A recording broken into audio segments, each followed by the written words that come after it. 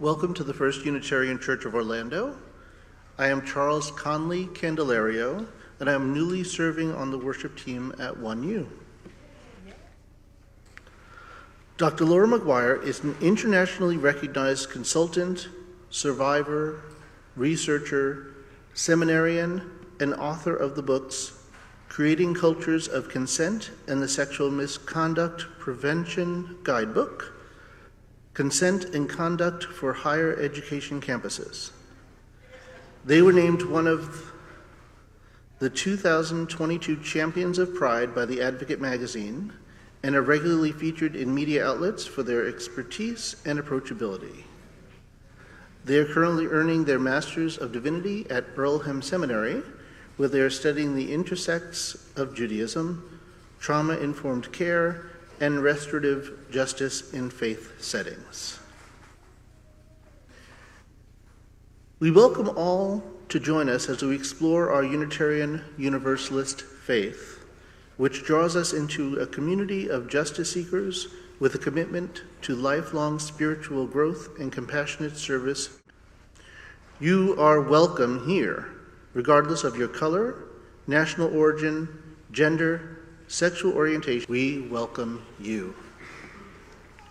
For more information about our congregation and announcements, go to orlandouu.org or email info@orlandouu.org.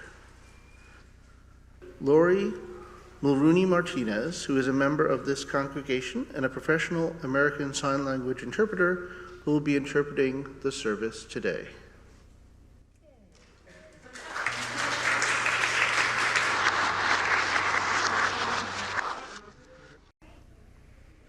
Thanks again for being here in person and online today.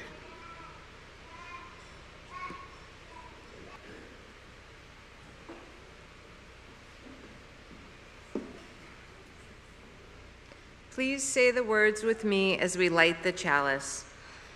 In the light of truth, other to seek, to sustain, and to share.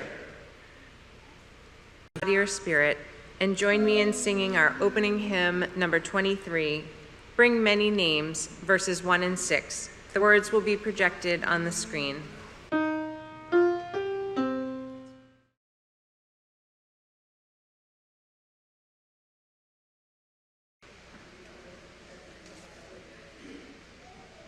Good morning, everyone. Good morning.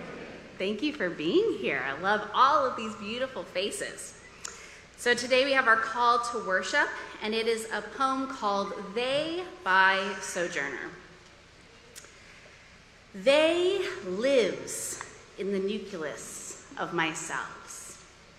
It rarely boils to the surface of my flesh. Most days it's not ready to face the eyes of others. They is not interested in what my appearance is read as by external forces. It carries no regard for social mores or stratification. They remembers and honors the child that often said, I want to be a boy, while equally loving femme aesthetics because they knew no box could quantify their authentic self. They is queer, but also needs more space than a sexual orientation can allow. They loves that their pronouns live beyond borders. They sits waiting for the environment to catch up to their truth. They is patient because it exists beyond the confines of linear time. We will now have the greeting of one another, so rise and greet your neighbor.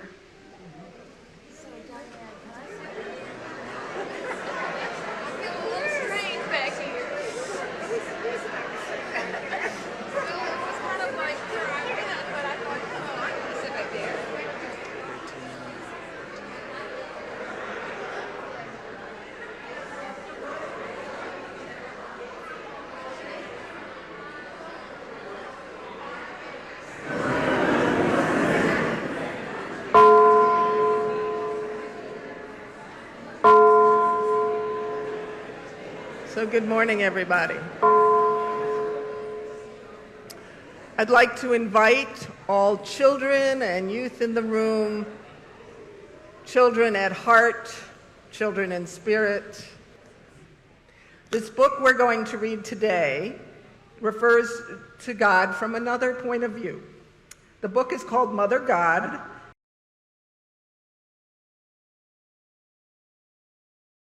Sing them out through the archway.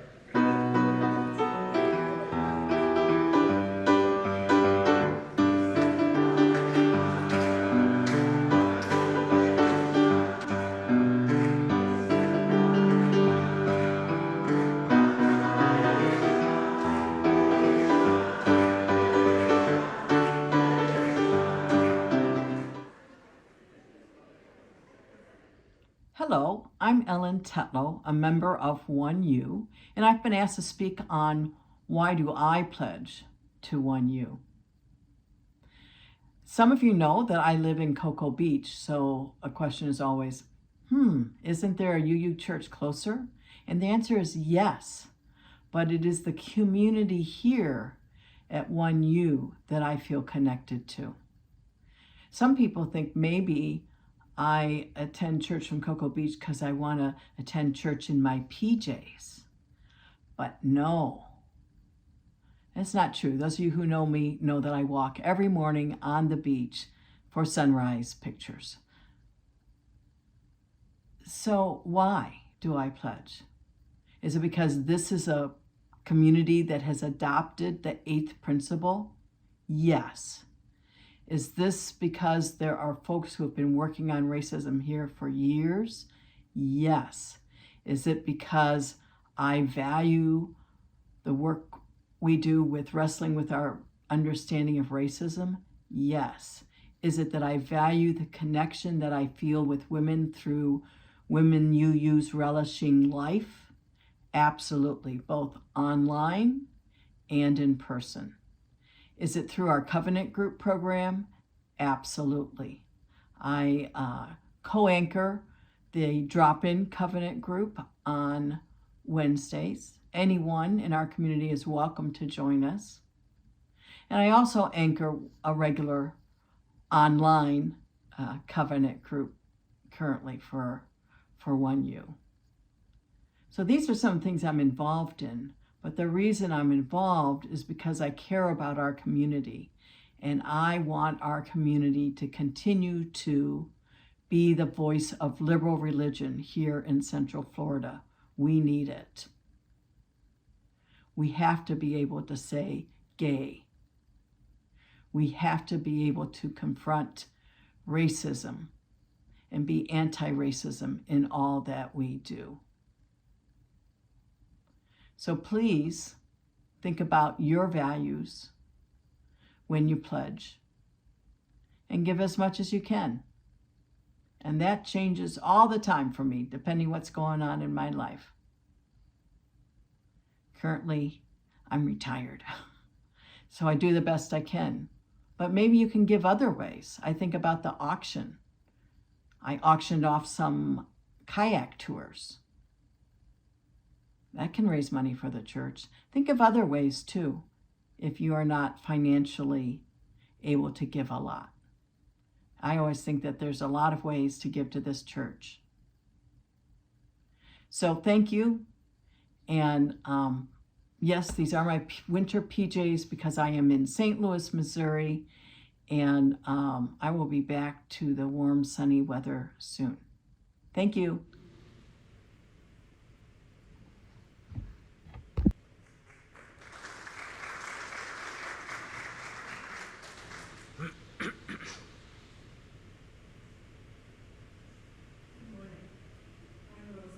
And I'm a member of the Board of Trustees here.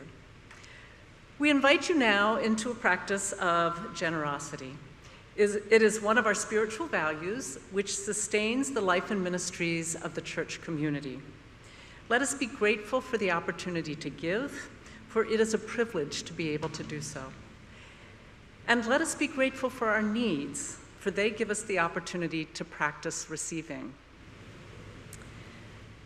Please use the link in the newsletter or donate to the 3 methods on the screen for giving.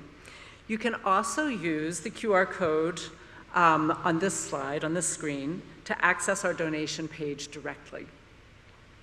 Our Share the Plate partner for the month of March is the Coalition of the Immokalee Workers. If you wish to donate, you can use the QR code on the screen here.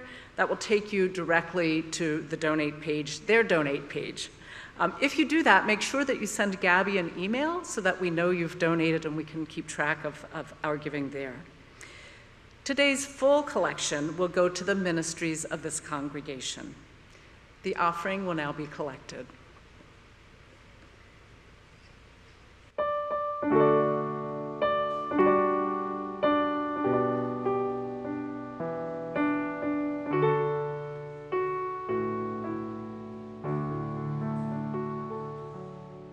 Why should I feel discouraged? Why should the shadows come? Why could my heart be lonely and long for heaven and home when joy is my portion, my constant friend is there. Their eyes on the sparrow, and I know they're watching me. Their eyes on the sparrow, and I know they're watching me. I sing because I'm happy. I sing because I'm free. For their eyes on the sparrow, and I know they're watching me.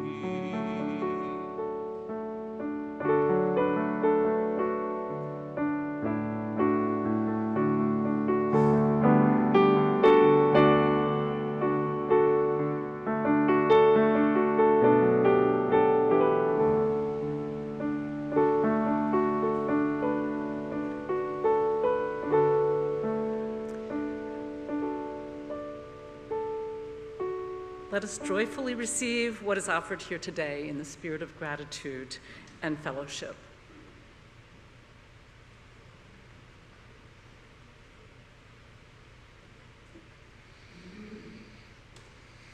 This is the time that we set aside sharing deeply from our hearts and for prayer and meditation. And if you have a sorrow or a joy that you want witnessed or need help with, or one that you just want to share, please contribute to our collective joys and sorrows to be read each Sunday during worship. You can send an email to joysandconcerns@orlandouu.org during the week.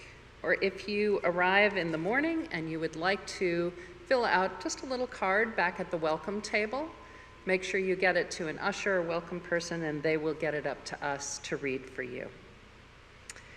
After our meditation, we will be calling you forward for a candle lighting ritual, and we will bring joys and sorrows together there as well. Come as you are. Your whole self is welcome in this sacred space we are creating together. And we have several joys today. First, today's flowers are offered in celebration of our adoption of the 8th principle.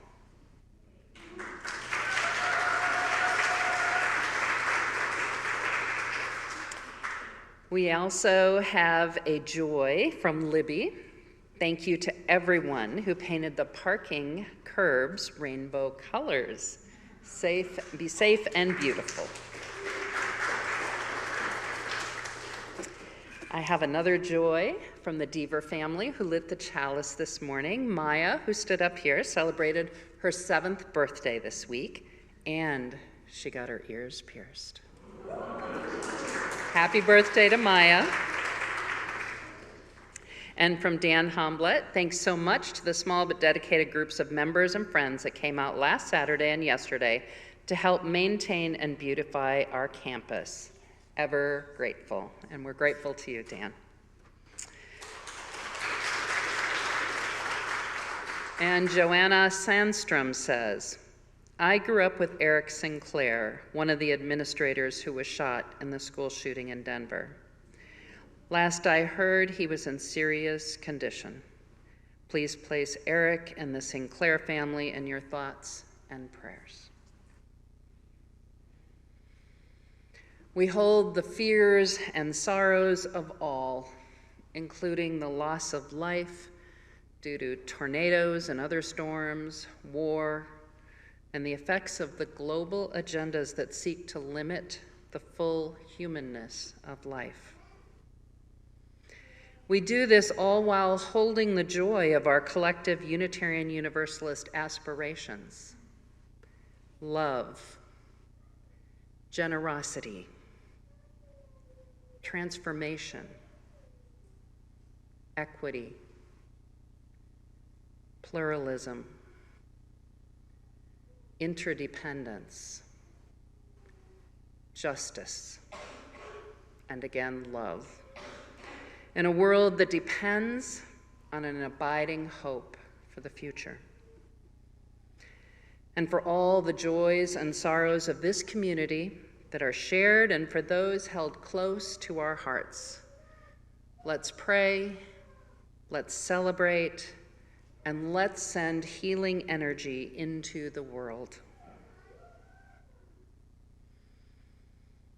Our meditation today was written by Unitarian Universalist minister Susan Manker Seal.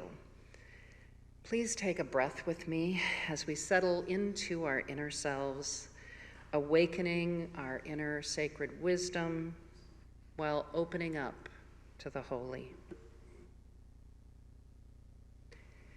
Out of our yearning, we speak to the God, the goddess, the spirit of life, the eternal.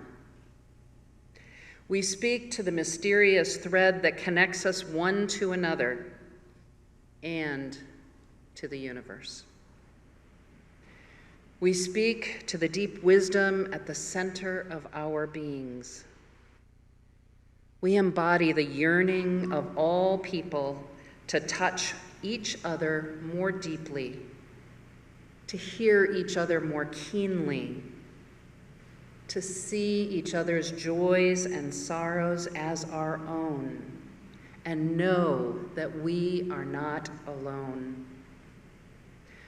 Unless we create solitude for ourselves, and even then, community awaits.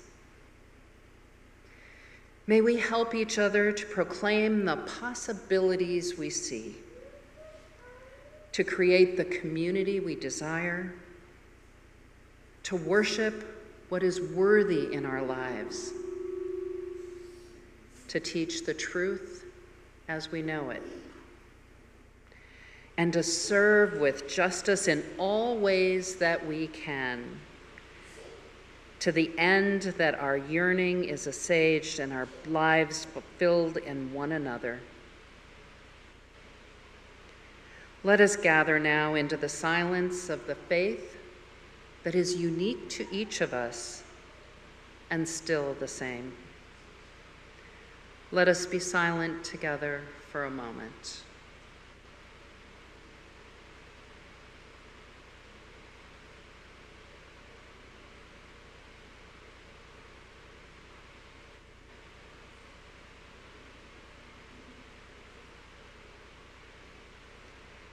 May peace be yours.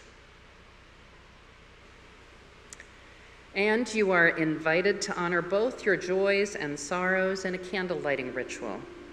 Come forward to light or remain in your seats as this community holds you in love. After the candle lighting, we will all sing one verse of From You I Receive together. Please come forward.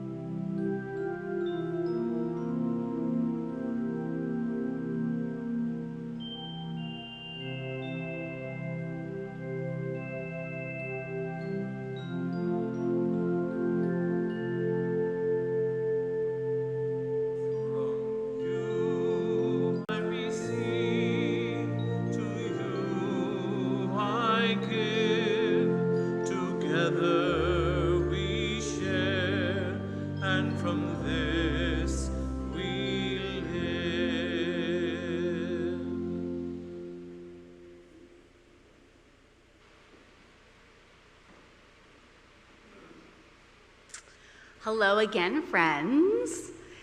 Thank you so much for joining me in this conversation today on queering the image of God. I used to be a yoga instructor, and so I always like to start out with a deep inhale. So can we breathe together for a second? Inhaling, hold, and exhale. Thank you. As you have already heard, my name is Dr. Laura McGuire, and I love talking about this topic, queering the image of the divine.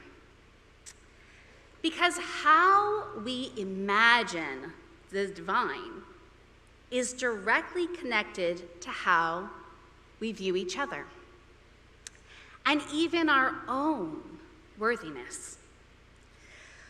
When our vision of a deity is limited or constricting, it lessens how we embrace one another and cuts out an aspect of how we see our identities included in a divine plan.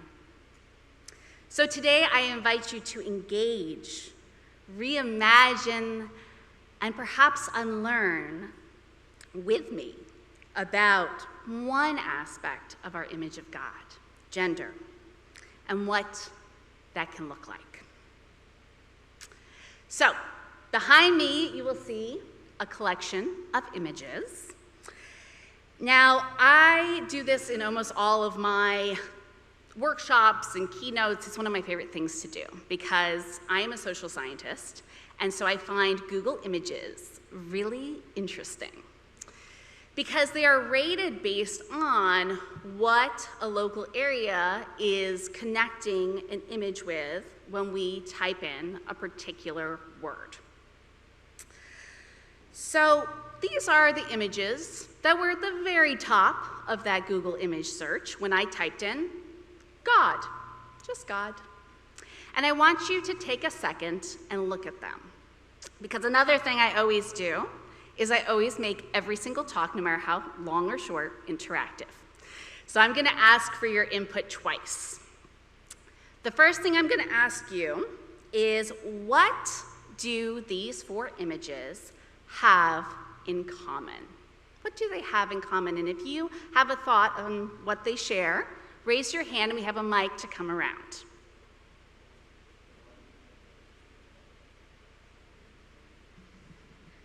They're all old white men. Yep, that was pretty much all of them in one shot, yeah. Thank you. They're all old, white, and male. If anyone else wants to add on to that, we have another hand over here.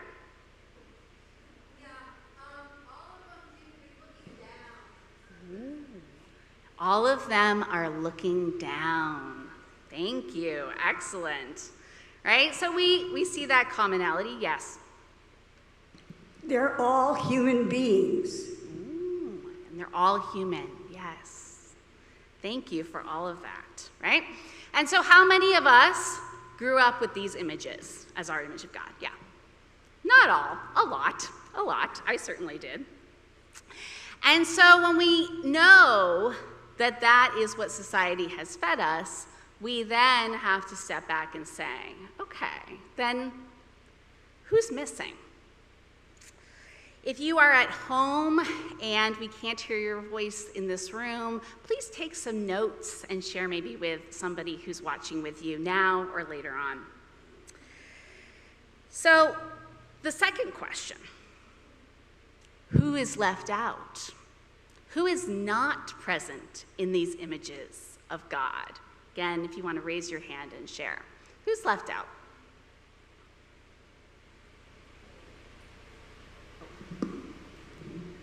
People of color. Yes, people of color. Women. Women, absolutely.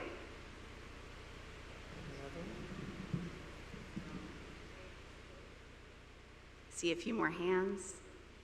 There's a lot of answers to that question. Anyone not identify. Okay. Anyone who doesn't identify as male, yes. All beings who are not human. All beings who are not human, yes. Children. Children, ooh, good answer. Humans who are marginalized in many ways. Right. All the many humans who are marginalized, people with disabilities, on and on the list goes, right? And we know that this is a problem because all of humanity that is erased is left out of the image of what is sacred. And these fingerprints of erasure linger long on our hearts as beings. So let us discuss an alternative, right? That was kind of a downer. We're like, oh, that's not good news. Okay, so what is the positive? So because the gender of the divine is one thing that many of us are told is set in stone, it's really important that we address this in particular. When I was growing up, I was often the kid who asked all the questions in Sunday school, surprise, surprise, right? And was like, well, what about? And when I asked, does God have a body? Sometimes people would say, no, God is like kind of beyond bodies. Okay. Does God have a particular race? Oh, no. Despite artistic bias, no, don't worry about that. That's not a thing. But when I asked if God had a gender, oh, yes, I was told, right? Absolutely. God was a he. God was masculine and the Father.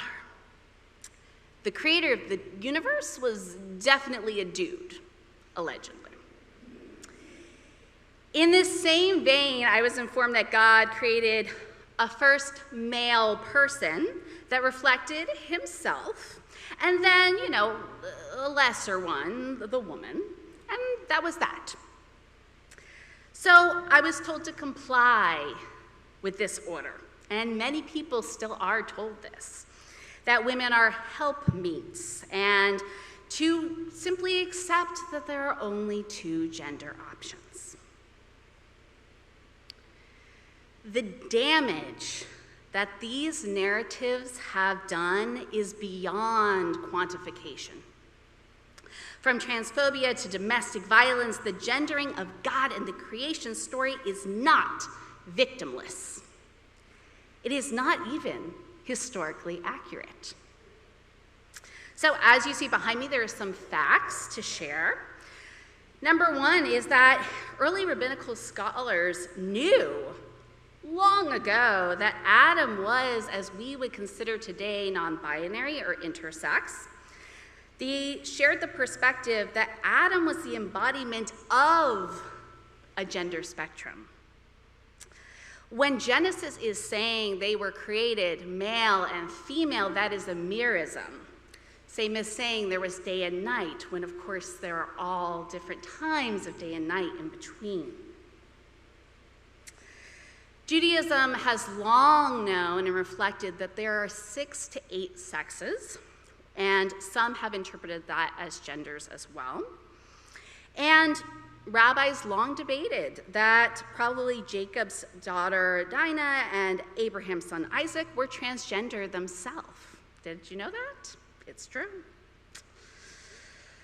So when people hear these things throughout history, they have often tried to say, okay, so what is the answer to this problem, right?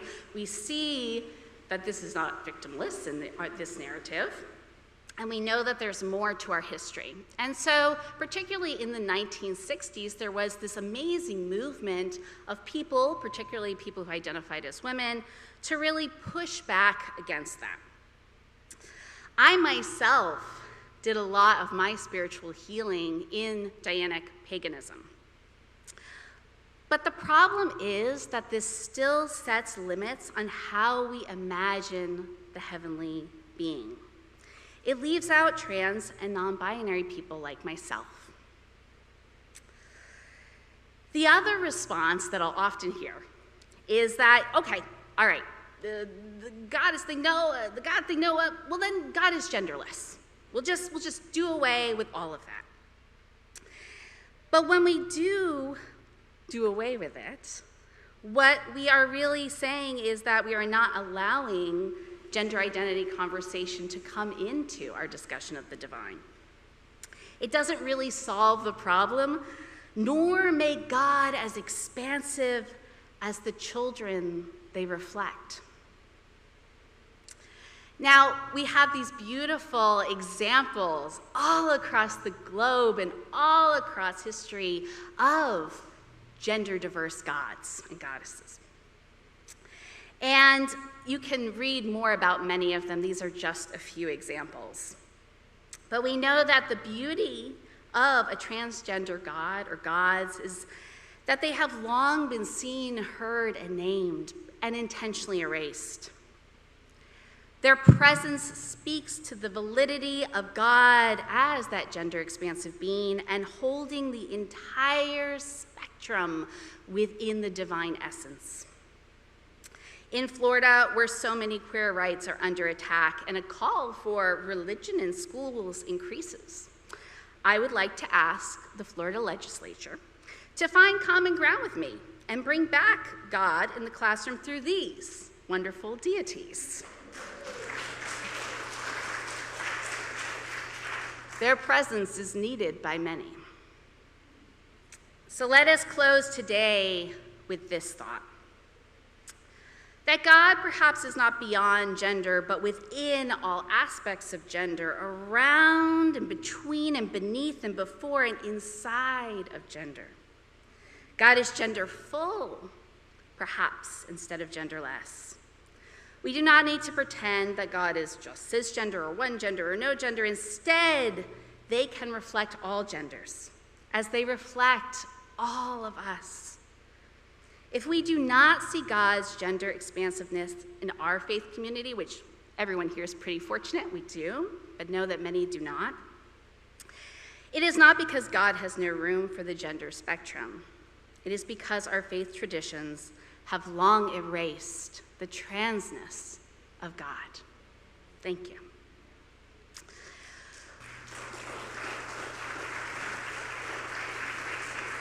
We will now sing our closing hymn, Name Unnamed, verse 1 and 2.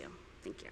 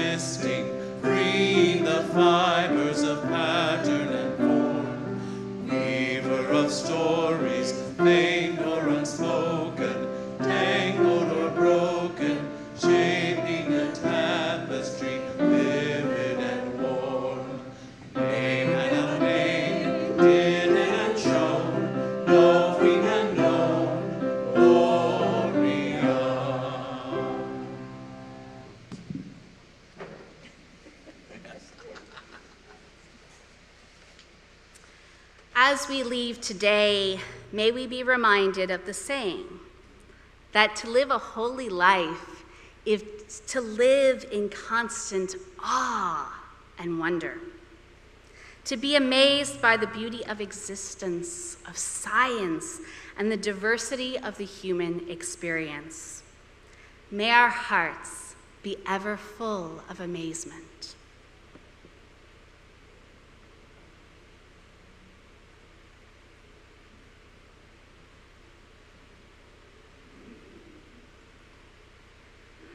Please say these words with me as we extinguish the chalice.